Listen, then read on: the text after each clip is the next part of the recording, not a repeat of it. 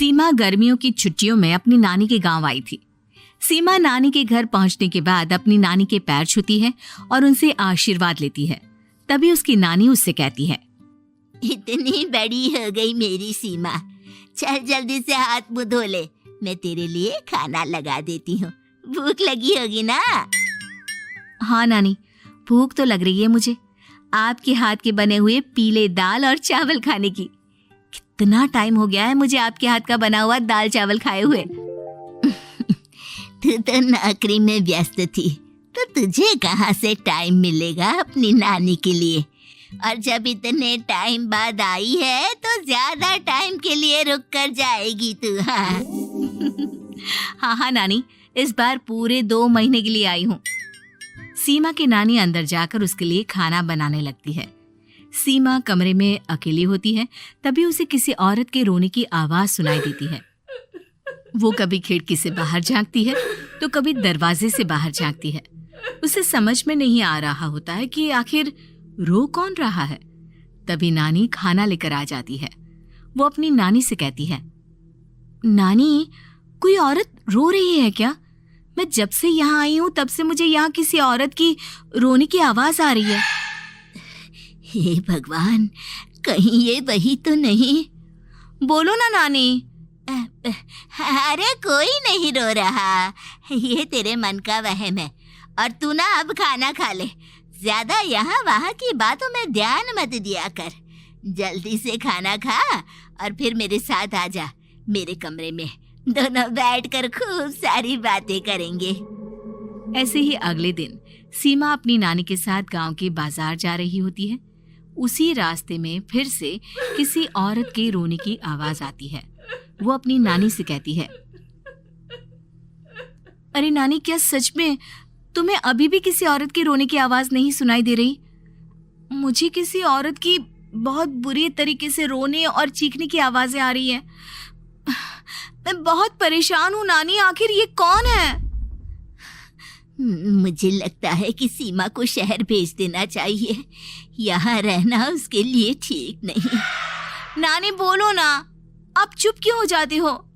सीमा, तू घर चल, मुझे तुझसे बहुत जरूरी बात करनी है।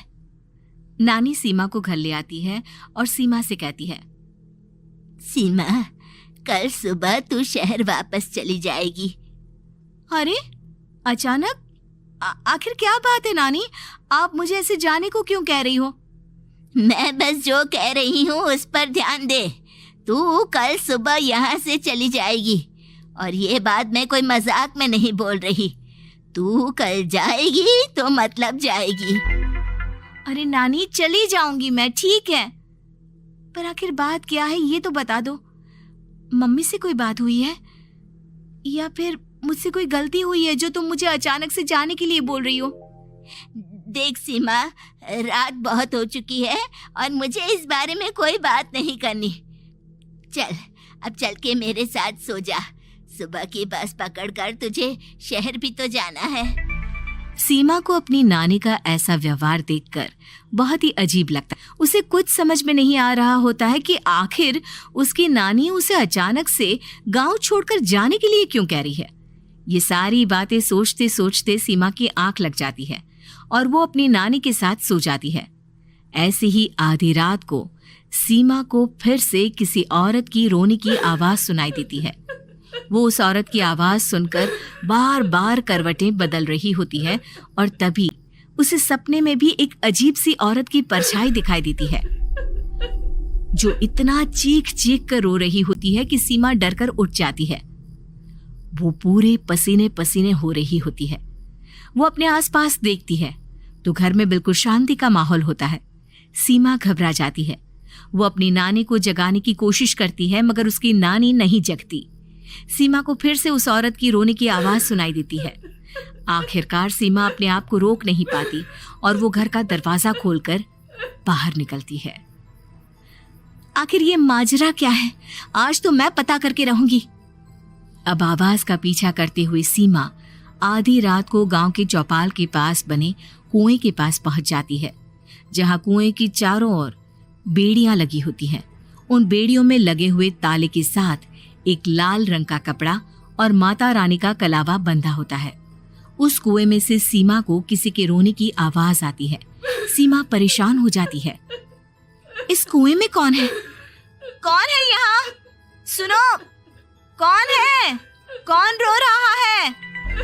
वो चिल्ला चिल्ला कर पूछती है और साथ ही लोगों को जगाने की कोशिश करती है, मगर किसी को भी उसकी आवाज सुनाई नहीं देती। अब सीमा खुद उस कुएं के पास की बेड़ियों और तालों को खोलने की कोशिश करती है और किसी तरह कुछ देर की मशक्कत के बाद सीमा उसको खोल भी देती है। और जैसे ही वो कुआं खोलकर उसके अंदर झांकती है, सीमा उस कुएं में गिर जाती है। इतने में उसकी नानी की नींद भी खुल जाती है और सीमा को पास ना देखकर नानी परेशान हो जाती है। नानी घबराकर पूरे घर में उसे ढूंढने की कोशिश करती है, जिसके बाद उसकी नानी और सभी लोग उस खूनी कुएं के पास जाते हैं और सीमा की नानी कुएं के पास खड़ी होती है।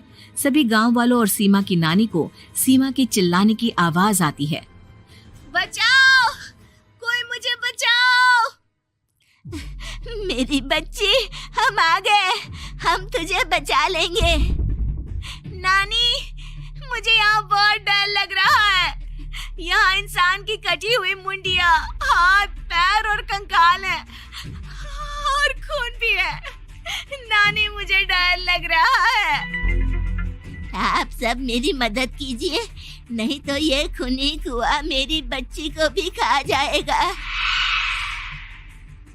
अरे मुझे तो ये समझ में नहीं आ रहा कि आखिर इस खूनी कुएं को खोला किसने। सालों पहले इसको इतनी मुश्किलों के बाद तांत्रिक बाबा ने बंद किया था। अरे पूरा गांव खूनी कुएं के बारे में अच्छे से जानता है, तो कोई भी जानबूझकर तो ऐसा करेगा नहीं। मतलब किसी ने अनजाने में इसे खोल दिया है भैया। सीमा को इस बारे में मालूम नहीं था और जब से वो यहाँ आई थी तभी से उसे किसी औरत के रोने की आवाज़ें भी सुनाई दे रही थी। कहीं सीमा ने ही तो उसे नहीं खोला। अगर ऐसा है तो फिर सीमा का बचना बहुत मुश्किल है। वहीं कुएं के अंदर सीमा रोते हुए बैठी होती है कि उसे आवाज सुनाई देती है जो कुएं के बाहर खड़े गांव वालों में से किसी को सुनाई नहीं देता। आज सालों के बाद मुझे ताजा खून मिलेगा। तेरा खून पीकर आज मैं अपनी प्यास बुझाऊंगा।